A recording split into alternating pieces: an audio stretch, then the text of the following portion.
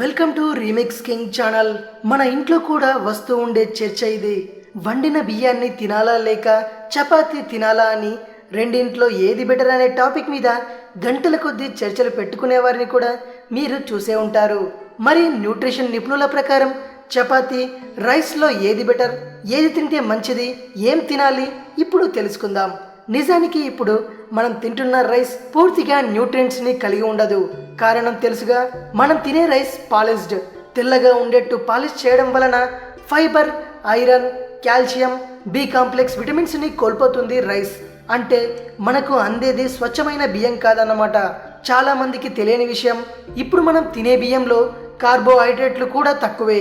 అందుకే మనం ఎక్కువ క్యాలరీలు తీసుకుంటాం. అందుకే మిగతా వాటితో పోల్చుకుంటే వండిన బియ్యం ఎక్కువగా తింటామన్నమాట. ఇక కల్తీ లేని గోధుమ అలా కాదు. ఫైబర్, ప్రోటీన్లు, కార్బోహైడ్రేట్లు, iron, calcium, selenium, potassium, magnesium గోధుమలో ఇవి బాగా దొరుకుతాయి. కార్బోహైడ్రేట్లు బాగా ఉండడంతో ఎక్కువ క్యాలరీలకు పోకుండా ఓ లిమిట్లో తినవచ్చు. అయితే రైస్తో పోల్చుకుంటే చపాతీలో తక్కువ క్యాలరీలు లభిస్తాయని అనుకోకండి. క్యాలరీల ఇంటేక్ మాత్రం తగ్గుతుంది. ఇది లాభదాయకమే. కాబట్టి స్వచ్ఛమైన బ్రౌన్ రైస్ లభిస్తే మొహమాటం లేకుండా తినండి.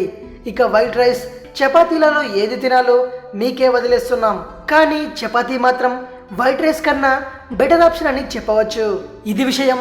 మరిన్ని హెల్త్ టిప్స్ కోసం రీమిక్స్ కింగ్ ఛానల్ని సబ్స్క్రైబ్ చేయండి. మరో వీడియోతో మీ ముందుకు వస్తాను. అంతవరకు సెలవు.